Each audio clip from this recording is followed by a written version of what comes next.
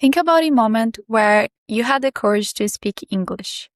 You expressed a thought, an idea, or just answered someone in English. And you even felt surprised by your own English. But right after that moment, you felt like an imposter, like if you were losing your original identity, like if you were faking something. And it happens because embracing the potential that you recognize in yourself means letting go of your comfort zone. You realize you can actually hold conversations with native speakers. You can order a meal or even work in another language. But the fear of taking more risks without the excuse of being a beginner makes you paralyzed. You start to feel the responsibility that fluency demands. And that's really uncomfortable. You saw your potential clearly, but reaching a higher level requires stepping into a new voice and identity. As Friedrich Nietzsche said, they fear their highest self because when it speaks demandingly. Becoming fluent in a language goes beyond intellect or memory capacity. It is the courage to accept a new version of yourself, a new identity.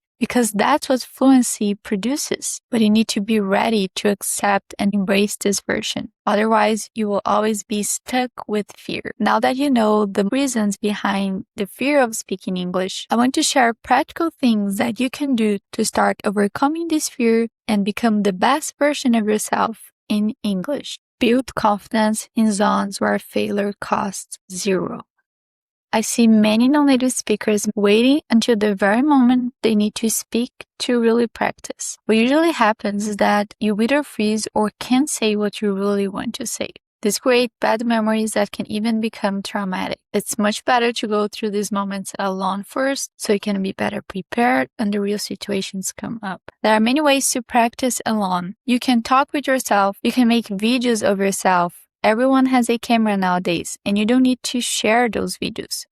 But you need to record yourself and watch yourself so you can get used to your voice, so you can start embracing your new English identity. Build moments of vulnerability, and slowly you're going to teach your brain and your nervous system there is no reason to fear seeing yourself in your full capacity. Secondly, endure the fear of being stuck. There is a gap between being a beginner and a fluent English speaker. Most people give up in this moment because it's uncomfortable. You feel foolish, you feel stuck, if you're not making progress. The illusion that nothing is happening is the quiet phase of transformation.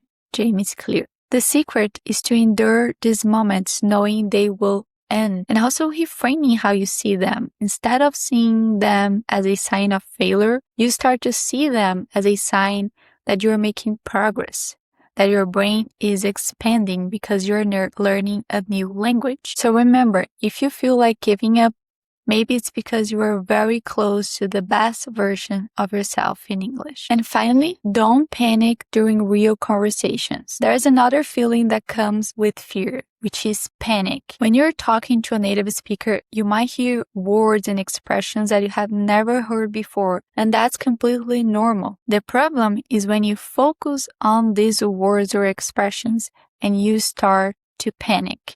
In real conversations, don't focus on things you don't understand. Focus in the context of the conversation and just keep the conversation going, because it's not the moment to stop to look for the meaning of a word, to, try to understand an expression. Of course, you can ask the person to repeat something if you're really not understanding nothing. Could you please say that again? What do you mean by this or that? But if it's only one word or expression and you put your full attention there, you're gonna panic, you're gonna start freezing. As Winston Churchill said, if you are going through hell, keep going. And that's it, my friends. When you are in a real conversation, you are in the battle, and it's not the time to panic, run, or freeze. And focusing on the right things will help you to keep your serenity. I hope this video helps you to overcome your fear of speaking English and achieving your full potential in a second language. I have another video here where I talk about fear and how our mind can work against us when you're learning a new language. See you there.